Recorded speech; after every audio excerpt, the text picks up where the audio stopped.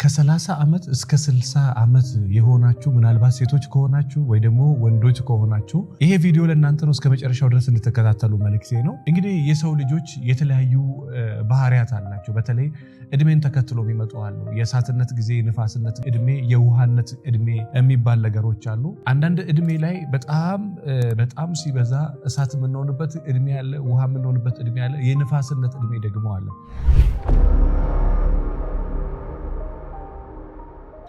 በጣም በሚያስደነግጥ ሁኔታ ሰዎች ከፍ እያሉ በሄዱ ቁጥር አንዳንድ ጊዜ የመናገር ነገራቸው አነስ እያለ መሄድ አለ፣ እየባሰባቸው መሄድ አለ።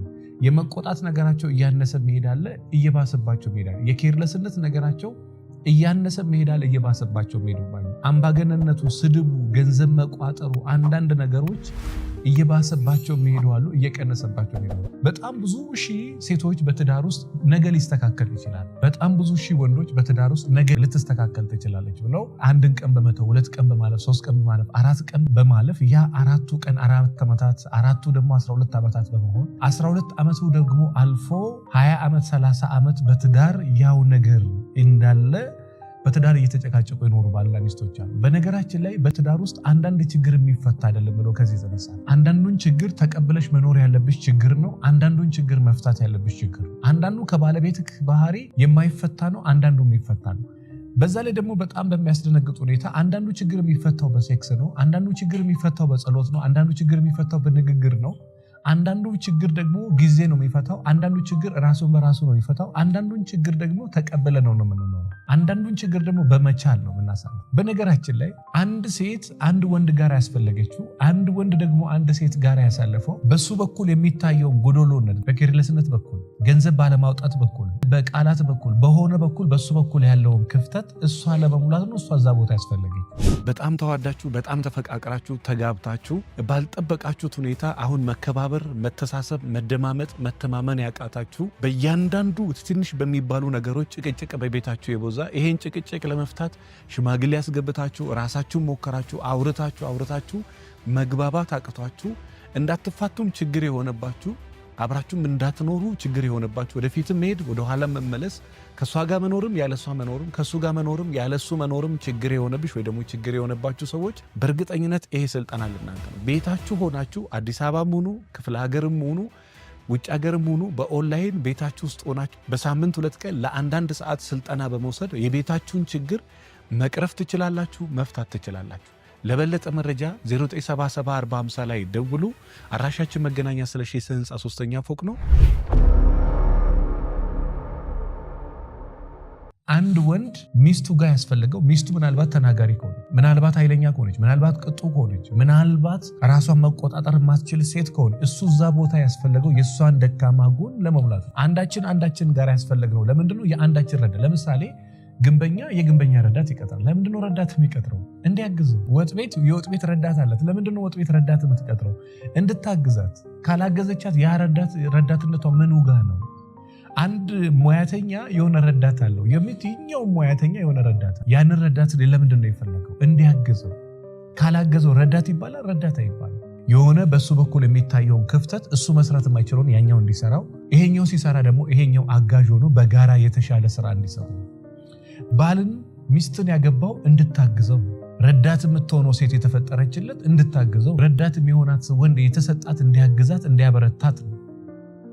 የእሱን ክፍተት ለመሙላት ነው እሱ ያስፈለገችው። የእሷን ክፍተት ለመሙላት ነው እሱ ያስፈለገው። ነገር ግን ምን ይፈጠራል? ከ30 ዓመት በኋላ ቀርቶ ነግሬያቸዋለሁ ከዚህ በፊት ሰዎች ገንዘብ ካገኙ፣ በተለይ ይሄ ከታች ጀምሮ እየሰራን እንመጣና 30-40 ላይ ገንዘብ ማግኘት እንጀምራለን። ገንዘብ ማግኘት ስንጀምር ደግሞ ፍላጎቶቻችን እየጨመሩ ይመጣሉ። በማ በኩል? በባል በኩልም በሚስት በኩል። ትላንት የምንተዋወቅ ሰዎች አሉ። እሷም አሜን እሺ ብላ የምትኖር እሱም እናቴ መቤቴ ብሎ የሚኖር ከሆነ ዓመታት በኋላ ደግሞ እሱም ምንም ነገር የሚከብደው እሷም ምንም ነገር የሚከብዳት፣ እሷም የሆነ ነገር ይከብዳታል፣ እሱም የሆነ ነገር ይከብደዋል። ለምሳሌ ምን ይከብደዋል? መታዘዝ ሊከብደው ይችላል። እንደ ትላንትናው ራሷን ዝቅ ማድረግ ሊከብዳት ይችላል። ለምን? ገንዘብ መጥቷላ። ከዚህ በፊት ብያቸዋለሁ፣ ሰዎች ሲወፍሩ ራሱ የባህሪ ለውጥ ያመጣል። ከዚህ በፊት ብያቸው በጣም ቀጭን የነበረ ወንድ ነበረ፣ ሲወፍር ሚስቱ ላይ ሌላ ሰው ነው የሆነው። ትዕቢት ይዞ ይመጣል። ገንዘብም እንደዛው። እኛ ከገንዘቡ በጣም ቀድመን አድገን ካልሆነ በስተቀር እድሜያችን በድንገት ልክ ሲያድግ ባህሪያችን አይለወጥም። ወይ ደግሞ እድሜያችን የሆነ ይዞብን የሚመጣው ገንዘባችን ይዞብን የሚመጣው የባህሪ ለውጥ አለ። ባለቤቴ ነፍሰ ጡር ከወለደች በኋላ በጣም ሰውነቷ እኔ በጣም ቀጭን ነኝ። ትላንትና የማላይባትን የንቀት ንግግር፣ ትላንትና እየፈራች እየደነገጠች የምታወራኝ ሚስቴ ዛሬ በንቀት ነው የምታወራኝና ስታወራ ፊል አድርጌዋለሁ። እኔ ባለቤቴ በመወፈሯ ብቻ የባህሪ ለውጥ አንታለች፣ ትዕቢት አንታለች። ንግግር 100% ሰዎች ሰውነቴ ብቻ ወፈረ ብለው ትዕቢተኛ ይሆናል። ገንዘብ እየጨመራቸው በገንዘብ እያደጉ ልክ ሲሄዱ ገንዘቡ እነሱ ላይ የሚያመጣው የባህሪ ለውጥ ነው። የሰውነታቸው መጨመር፣ በቃ ሁሉ ነገር ላይ ልክ ነህ፣ ጎበዝ ነህ፣ አንተ እንዲህ ነህ። አንተ ለምን ገንዘብ ሲኖር እንትን ስለ ቃሉ ይቅርታ አሸርጋጆች ስለሚበዙ እነዛ ነገሮች ደግሞ ሲበዙ ምን ይሆናል? ሰውየው ባላንስ የማያደርግ ከሆነ በቃ ሁሉ ነገር ላይ ልክ ነኝ፣ ምድርን የገዛሁት እኔ ነኝ ብሎ በማይመለከተው በሚመለከተው መግባት ይጀምራል። ሁሉን አዋቂ ነኝ ማለት ይጀምራል። ሁሉን የሚያቅደመው ፈጣሪ ብቻ ነው። ሰው ሁሉን የሚያውቀው የሆነች ውስን ነገር የሆነ ነገር የሚያውቀው የሆነ ነገር ላይ ባዶ ይሆናል። ከ30 እስከ 40 ዓመት የሆነ ባህሪ ያላት ሴት ልጅ፣ ከ40 ዓመት እስከ 50 ዓመት ሚስቶች የሆነ ባህሪ ያላቸው ወንዶች ባህልና መቼ ነው ሴክስ የማደርገው? መቼ ነው ታዲያ የምንኖረው? መቼ ነው ታዲያ በባለቤቴ ዘንድ ትሪትመንት የማገኘው? እድሜ እኮ እየሄደ ነው። በቃ 35 አለፈኝ፣ 40 ገባው፣ 40 እያለፈኝ ነው። መቼ ነው የሚንከባከበኝ? መቼ ነው ትኩረት የሚሰጠኝ? ሰዎች ልጅ ሆኖ ይጀምራሉ፣ ልጅ ሆኖ ይጨርሳሉ ይባላል። ለምሳሌ ሕፃን ሆነን ህይወትን እንጀምራለን። ከዛ በኋላ ካረጀንም በኋላ ከፍ እያልንም ስንሄድ በቀን አንዳንድ ጊዜ ይባላል እኮ ሰዎች ወደ ልጅነታቸው ተመልሶ የመሄድ አቅም አላቸው ይባላል። የልጅነት ባህሪ ያለ የትልቅነት ባህሪ ሕፃን መካከል የትልቅነት አስተሳሰብ አይታችሁ አታውቁም? በጣም ያረጀ ትልቅ የምትሉት ሰው ውስጥ ደግሞ ትንሽነት አይታችሁ አታውቁም? ሚስት 40 ዓመት 50 ዓመት ስትሞላ እንደ ትላንትናው በጣም በትንሽ ነገር ሲከፋት አላያችሁ? በቃ አንዳንዴ ከቅኖቶቻችን መካከል በጣም ትንሽ ደግሞ የምንፈልገው ታችና ሲደረግልን የነበረ የምንፈልገው ትሪትመንት፣ የምንፈልገው ስጦታ፣ የምንፈልገው መደነቅና መከበር አለ። አንዳንዴ ደግሞ ትላንትና በ20 ዓመትና በ30 ዓመት የቻልነው 40 ዓመትና 50 ዓመት ላይ ሊከብደን ይችላል። በተለይ ትልቅ ሰዎች ከሆናችሁ 30ና 40 ከሆናችሁ 100% ይሄን ነገር ፊል ታደርጉታላችሁ ብዬ አስባለሁ። 30 ላይም ይጀምራል። ለምሳሌ አንድ ሴት ካገባች ካላገባች ጭንቀት የሚጀምር አታዩ። አለማግባቷ ራሱ እሷን የሚያስጨንቃት አይደለም። በጣም ስትስቅ የነበረች ሴትዮ ፊቷ ኩስትር ማለት በቃ ሲሪየስነት እየበዛ ይመጣል። አንዳንድ ቦታ ላይ ብስለት ነው፣ አንዳንድ ቦታ ላይ ደግሞ ስትረስ። ብዙ ነገሮችን በብዙ መንገድ ማየት ይመጣል፣ አስተዋይነቱ ይመጣል። ያን ጊዜ እንደ ትላንትናው መዝለሉ ሊቀር ይችላል። ነገር ግን ይቻላል። እየተጫወቱም እንትን እያሉም የሚኖሩ ሰዎች አሉ በ50 ዓመትና በ60 ዓመት። ዞሮ ከ30 ዓመት እስከ 60 ዓመት ያላችሁ ያገባችሁም ይሁን ያላገባችሁ ሰዎች አንድ ማወቅ ያለባችሁ ነገር በእንደዚህ አይነት እድሜ ላይ የባህሪ ለውጦች ይመጣል። ገንዘብን ተከትሎ፣ የስራ ጫናን ተከትሎ፣ እድሜያችሁን ተከትሎ፣ ውፍረትን ተከትሎ፣ ሌሎች ህመሞች፣ ተጓዳኝ በሽታዎችን ተከትሎ የባህሪ ለውጥ እናንተ ጋር ይመጣል። ምናልባት ለምሳሌ የመርሳት ችግር ሊመጣ ይችላል። የሚረሱ ባሎች አሉ። አንተ የኔ ሲሆን ነው የምትረሳው ብላ ባለቤቷን ኢት ኢዝ ኔቸር ባይ ተፈጥሮ ነው።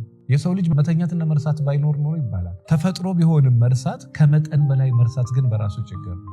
መርሳት በመርሳታቸው መካከል ትዳራቸውን እየበጠበጡ ያሉ፣ ትዳራቸውን እያጧሉ።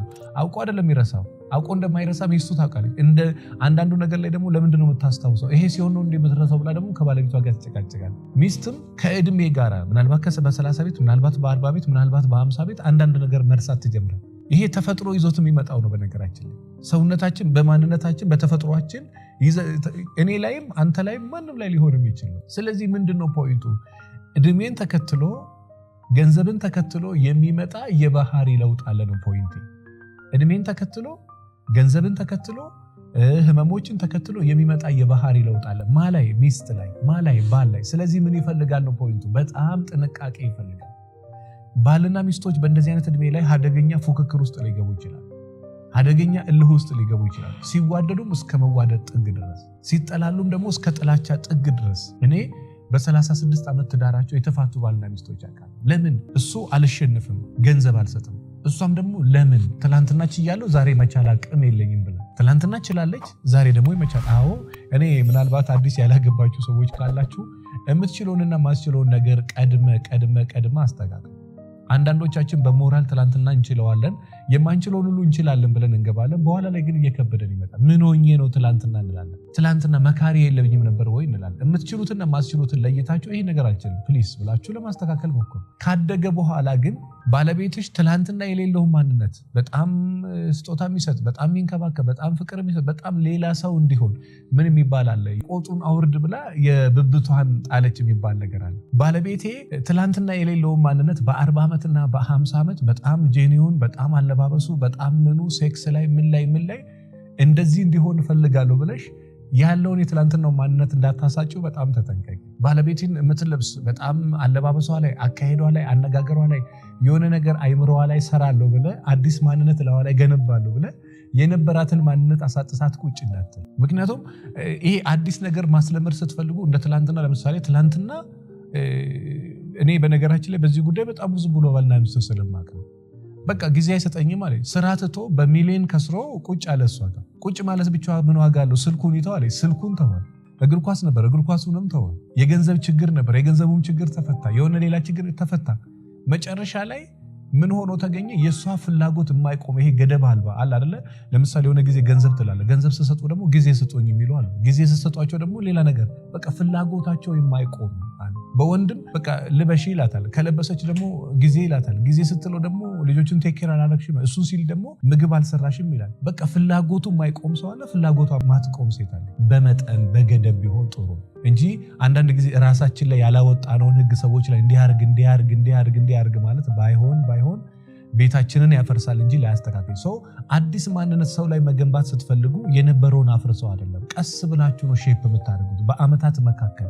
በጣም ተዋዳችሁ በጣም ተፈቃቅራችሁ ተጋብታችሁ ባልጠበቃችሁት ሁኔታ አሁን መከባበር፣ መተሳሰብ፣ መደማመጥ፣ መተማመን ያቃታችሁ በእያንዳንዱ ትንሽ በሚባሉ ነገሮች ጭቅጭቅ በቤታችሁ የበዛ ይሄን ጭቅጭቅ ለመፍታት ሽማግሌ ያስገብታችሁ ራሳችሁ ሞከራችሁ አውርታችሁ መግባባት አቅቷችሁ እንዳትፋቱም ችግር የሆነባችሁ አብራችሁም እንዳትኖሩ ችግር የሆነባችሁ ወደፊትም መሄድ ወደ ኋላ መመለስ ከሷ ጋር መኖርም ያለሷ መኖርም ከሱ ጋር መኖርም ያለሱ መኖርም ችግር የሆነብሽ ወይ ደግሞ ችግር የሆነባችሁ ሰዎች በእርግጠኝነት ይሄ ስልጠና ለእናንተ ነው። ቤታችሁ ሆናችሁ አዲስ አበባም ሆኑ ክፍለ ሀገርም ሆኑ ውጭ ሀገርም ሆኑ በኦንላይን ቤታችሁ ውስጥ ሆናችሁ በሳምንት 2 ቀን ለአንዳንድ ሰዓት ስልጠና በመውሰድ የቤታችሁን ችግር መቅረፍ ትችላላችሁ፣ መፍታት ትችላላችሁ። ለበለጠ መረጃ 09774050 ላይ ደውሉ። አራሻችን መገናኛ ስለሺ ህንፃ 3ኛ ፎቅ ነው።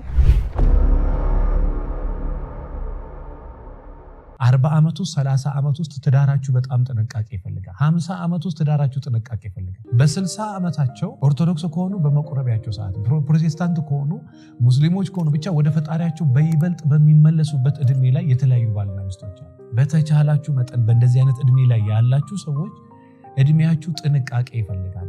ግትር የምትሆን ከሆነ ሚስትህን ታጣታለህ። ግትር የምትሆኝ ከሆነ ባለቤትሽን ታጫለሽ። በዛ ላይ ደግሞ አልሸነፍም ባይነት እንደ ይሄ እድሜ እንግዲህ ሰዎች ጎንበስ የሚሉበት ሰበር የሚሉበት አይደለ? አልሸነፍም ብለው ግትር ያሉ ሰዎች አሉ፣ ትዳራቸውን ያጡ ሰዎች። ስለዚህ ከ30 እስከ 40 ከ40 እስከ 50 ከ50 እስከ 60 ያላችሁ ሰዎች ትዳራችሁም እድሜያችሁም ጥንቃቄ በጣም ሲበዛ ይፈልጋል። በዚህ እድሜ ላይ የተለያዩ በጣም የሚያስቀኑ ባልና ሚስቶች አሉ። እንደተዋደዱ ነው። ትላንትና በቃ ዛሬ ደከመኝ አትበይ። ልክ ሶምሶንን በምን ሸለቆ አካባቢ መንፈስ ቅዱስ አበረታው ይላል። መንፈሷ የዛለችን ሴት መንፈስ ቅዱስ እንዲያበረታት በጣም መጸለይ ያለባት። የዛለ ወንድ ትላንትና ችሎ ዛሬ መቻል ያቃታ ወንድ እንዲችል መጸለይ ያለበት። ድጋሚ መንፈሰ ጠንካራ ለምክንያቱም ኃይል ይታደሳል። ምንም ጥያቄ የለም። የሰው ልጅ ኃይል ይታደሳል። ኃይሉን እንደ ንስር አድሶ መነሳት ይችላል። መሸከም ካቃተው መሸከም የሚችልበትን አቅም እንደገና ማጎልበት ይችላል 100%። ሴት ልጅም እንደዛ እንጂ በቃ ትላንትና ቻልኩ ዛሬ ላይ በቃኝ፣ ከተለወጠ ይለወጥ ካልተለወጠ ትዳሩን አልፈልግም ስትል ምናልባት ሌላ ነገር የለመደች ምናልባት ሌላ ነገር ነው የለመደው ነው። ስለዚህ አዳዲስ ባህሪም ባሎቻችሁ ላይ መጫን ሚስቶቻችሁ ላይ መጫን ስትፈልጉ በጥንቃቄ ለምን አዲስ ነገር ጭንባታለሁ ብለ ያላትን እንዳታሳጣት። በተለይ ደግሞ ትልቆች ከሆናችሁ በዚህ እድሜ በነገራችን ላይ ከብሮ እንደመዋረድ አግኝቶ እንደማጣት ከባድ ነገር እዚህ ምድር ላይ የለም። መጀመሪያ አለማግኘት ይሻላል አግኝቶ ከማጣት። መጀመሪያ አለመክበር ይሻላል ከብሮ ከመዋረድ። አለማግባት ይሻላል አግብተ ከሚስት ጋር በሰላም በምትኖርበት እድሜ ወይ ባንተ ጸባይ ወይ በሚስት ችግር ትዳርህን ከማጣት።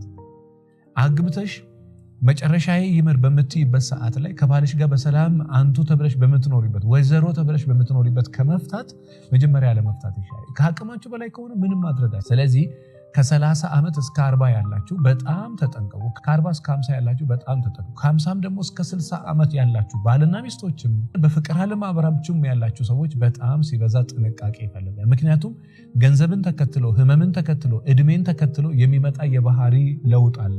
ያ የባህሪ ለውጥ አንዱ አልሸነፍም ባይነት ነው። በቃ አቃተኝ፣ ከበደኝ፣ በቃ አልቻልኩም፣ እስከዛሬ ችያለሁ። ግትርነት፣ እልህ ምን ያመጣል? ምን ታመጣለች ነው። ገንዘብ አልሰጥም ነው።